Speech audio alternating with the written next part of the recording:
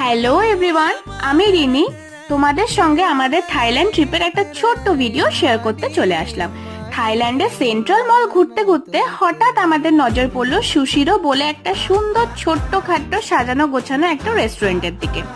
Sushi কি জিনিস সেটা ছোট্টবেলায় আমি একটা কার্টুন দেখে বুঝতে পেরেছিলাম যে সুশি জাপানের খুব ফেমাস একটা ডিশ। এর বেশি আমার এটা নিয়ে কোনো আইডিয়া ছিল না। সুশিরো বলে এই শপটি প্রথমে ওপেন করা হয়েছে জাপানে 2011-এ। তারপরে এর অনেকগুলো আউটলেট কিন্তু আশেপাশে আছে, যেমন সিঙ্গাপুর, থাইল্যান্ড, সাউথ কোরিয়া ইত্যাদি। এর মেন অ্যাট্রাকশন হচ্ছে খাবার অর্ডার করার প্রসেসটা।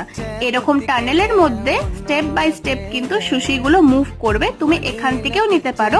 কিন্তু তোমার যেটা ডেস্ক, মানে তুমি যেখানে বসে খাবে, সেখানে একটা ট্যাব থাকবে যেখানে তুমি সুশিটা অর্ডার করতে পারবে।